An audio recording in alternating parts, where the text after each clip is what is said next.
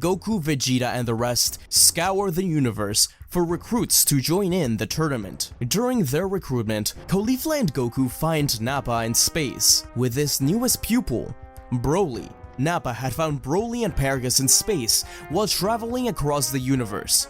He had picked up their distress signal and investigated Vampa, where they were found. It's not a pleasant meeting, as Nappa wants to challenge them both, instantly exploding out his aura, showing them that indeed, he does have Super Saiyan. The siblings are impressed with Nappa's increased power, but even more impressed at the immense strength that Broly has. But they don't let it go far, stopping the battle right before Broly can explode in strength. They explain about the Tournament of Power to Paragus and the others, as he decides to let Broly join in order to save their own lives. If the universe gets destroyed, then they wouldn't be allowed to get their revenge. Nappa reluctantly agrees to join, although he reminds Caulifla that he still hasn't forgiven her for betraying him all those years ago. But he has Broly now, whom he values as much better student than she ever was. When they arrive on Earth and meet the rest of the team, Paragus sees Vegeta and loses it. He never knew Vegeta was on the team, and he immediately becomes hostile. He threatens to pull Broly from the team, and when everyone, even Nappa, tries to get him to chill, he pulls the collar remote. He had promised Nappa that he had gotten rid of it long ago. That was clearly a lie. He presses the button and Broly starts to rage out, attacking Vegeta and the rest of the Universe 7 team who's tried to stop the rampaging Saiyan, leading him outside of Capsule Corp and into the wilderness. Nappa trusted Paragus, so he's obviously really upset and hurt. A huge battle rages out between Goku, Caulifla, Broly, Vegeta, and the rest. Everyone tries to get Broly to calm down, and unlike the original story, it's not just Vegeta and Goku, so they do a little better. It's up to their own will to settle down Broly. Gohan sympathizes with Broly and slowly tries to calm him down, but it's thanks to Caulifla that he actually manages to. There was something instilled within her, almost instinctive. She knew how to calm him down, almost like he'd done this to someone else before, a berserking Saiyan.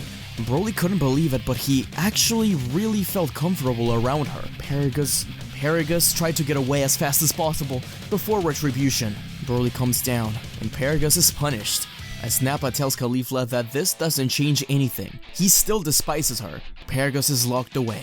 Broly's upset about this, but they promise that after they return, he'll be freed and everything will be okay.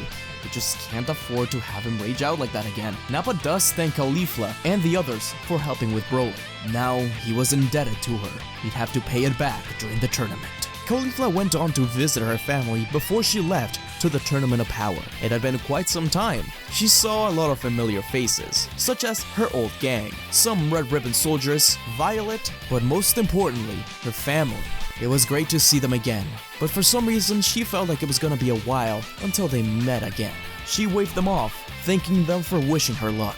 And thus, the Universe 7 team is formed, with Goku, Vegeta, Caulifla, Nappa, Broly, Raditz, merged Piccolo, Gohan. Goku still has the idea of bringing in Frieza, though this is much to Caulifla's dismay, but she trusts Goku to keep him in line. Caulifla insisted on having Tien around. He was still one of the strongest fighters in the universe, and thus, the scene was set for the tournament. The fight quickly begins as they touch down, with Caulifla finding Kale, Kaba, and the rest immediately. She waves at them, but she's instantly struck by Ribrianne and some of the other fighters. Caulifla turns to Tien, Gohan, and Piccolo, saying something like, "Alright boys, it's time to show these punks what a real fight looks like, Crane School style." Caulifla isn't a huge fan of Ribrianne, and she makes it a point to get her out as soon as she can. She's impressed with her techniques, but soon enough, she's out of the ring. It's a different story when Dispo comes around. He's way too fast, even for Caulifla, and she's instantly blitzed. Nappa watches this, and he jumps in to help.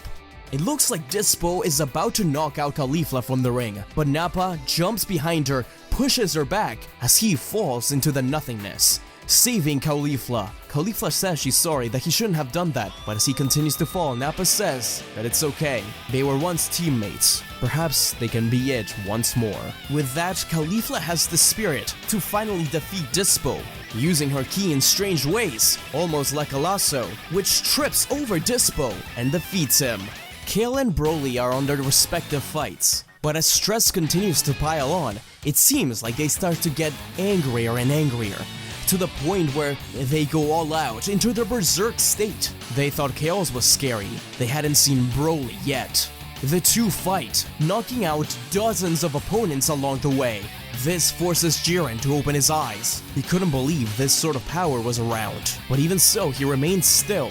Toppo, Caulifla, Piccolo, Goku, and Vegeta jumped in to try and help.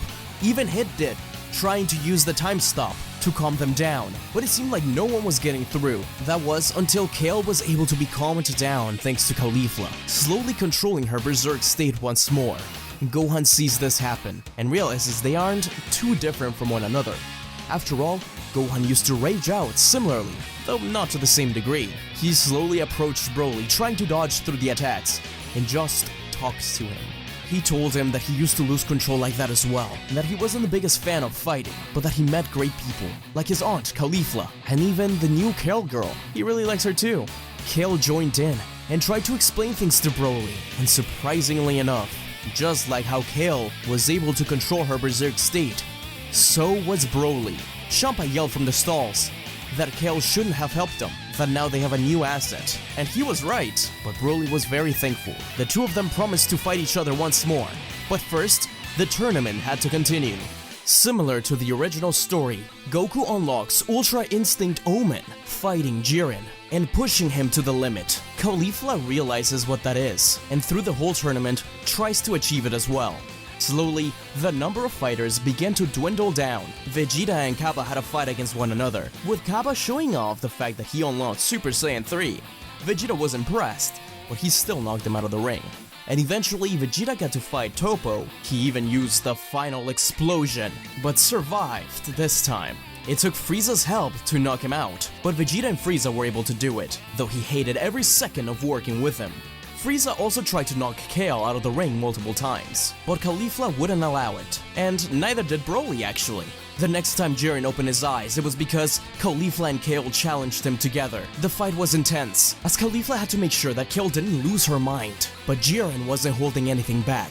And it was when he slapped Kale out of the ring when Caulifla's eyes cracked, screaming out in full power. She had finally done it. Just like her brother had, she unlocked Ultra Instinct Omen. She felt in her heart something incredible. The look Kale had in her eyes from the stands, it was something familiar, like she belonged next to her. In Universe 6, was that it? Was she really from there? But that was impossible, she was Goku's sister. Unless... She shook it off. It wasn't time for that now.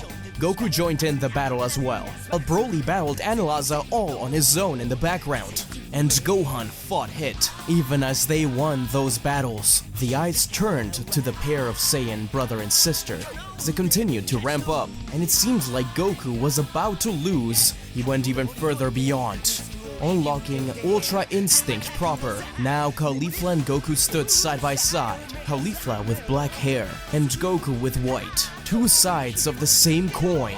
Caulifla scoffed. Of course her brother was one little step ahead, but she would catch up soon enough. The two focused in and rushed in at Jiren. He couldn't touch either of them. Everyone was in awe, as it was just a blur. They couldn't even keep up, could barely see them. Tien cheered from the sidelines. That was his best friend, surpassing even gods. And it was from his cheering which helped Caulifla push forward, along with Goku, as both of them grabbed to one side of Jiren by his arms and dove down out of the arena. At the same time, Analyza was toppled over by Broly. Gohan and Hit were both knocked out, and Vegeta and Frieza had a small altercation, as Frieza tried to make sure that he was the one to get the wish, trying to knock out Vegeta out of the ring, but Vegeta wouldn't allow it, and sacrificed himself to make sure that Frieza didn't get that wish. In the end, Broly was the sole survivor who stood head and shoulders above everyone else as the winner of the Tournament of Power. Everyone was curious on what his wish would be, but as he thought about it, he realized that he didn't want all those powerful fighters and potential friends to disappear forever, wishing to bring them all back. But as slowly every universe was teleported away, Universe 6 and 7 remained in the arena. As Caulifla flew up to face the Grand Priest and Zenos, everyone was a little terrified, but she demanded to know what was going on. Why was information about her classified? why did she feel like she belonged in Universe 6? Finally, both Zenos explained. This wasn't the first tournament of power. There was a previous tournament where Caulifla was actually from Universe 6. With that, a flow of memories went through Caulifla's mind, seeing visions of her previous life, the one we saw during the original Dragon Ball Super anime. She looked over at Kale, then at Tien, and finally at Goku. The Zenos continued. After an argument between the two, where they wanted to have another tournament after the first one, the Grand Priest compromised with Zeno by stating that they could reset the universes and their timelines to make them do it all over again. The Zenos happily agreed to do this, as they completely reset the timelines of every universe.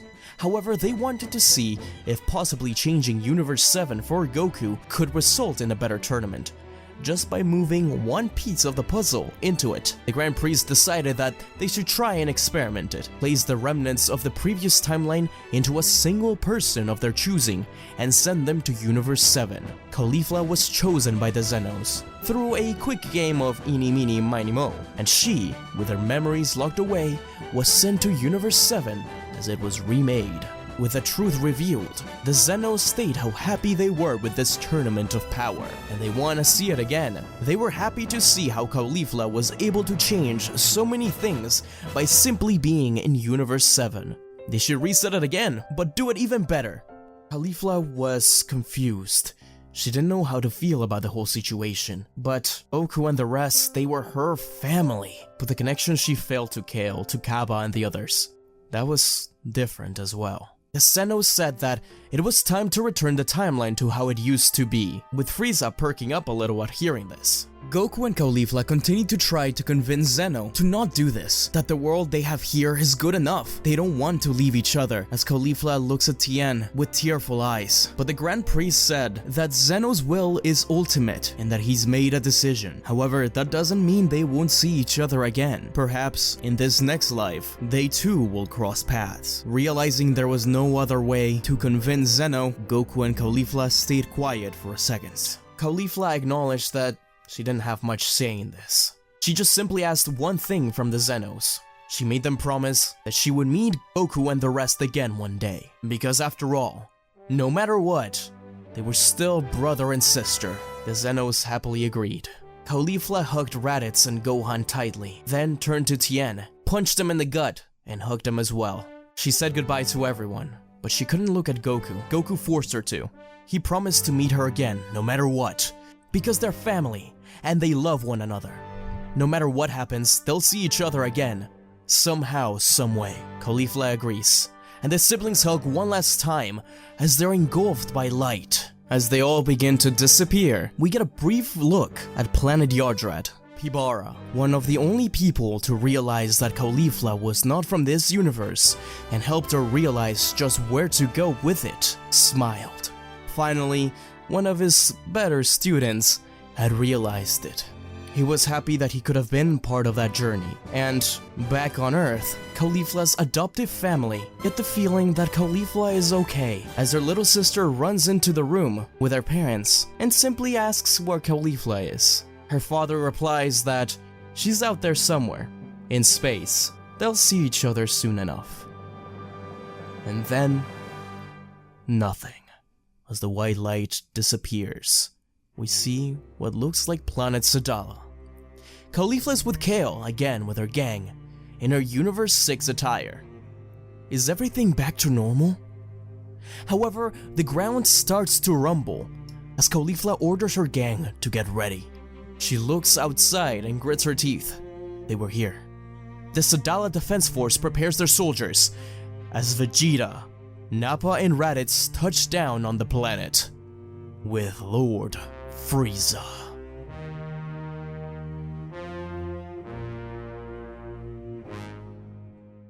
Thank you so much for watching, everyone. That was the ending of What If Caulifla Was Goku's Sister. It was a very different story, and from the very beginning I set up the idea that Caulifla was in fact not from this universe, Universe 7. I know this may seem like kind of a sad ending, but I promise you guys, it really isn't. That cliffhanger is leading to something. The end of What If Caulifla Was Goku's Sister is here, but this just means the beginning of what if Universe 6 and 7 were combined.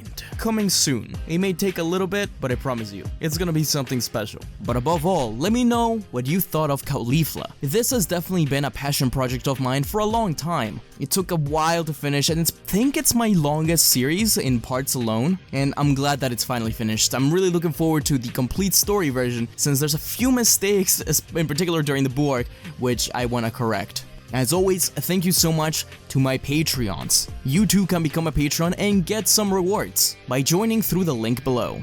Celestia, Dreadpool, Lee Ordicus, 7 Maglug, The Gaming Galaxy, D Miles, Daddy Bear, Dakota Kaiser, D-Man Plays, Gabriel Scott, Ghost 1571, Jerome Foster, Jim G, Keith Grimes, Orange Bag YouTube, Oscar Final 1396, PJ9D III, Samuel Randall, Squad 100, Thayer 45, The Baked Potato, Trent Rolls, True Lightning Striker, Phil J. Akir, Jonas Paulus, and Kaiser Jirachi. Anyways guys, thank you for joining me on this adventure. I hope you continue watching, subscribing, and sharing, and until we meet again, see ya!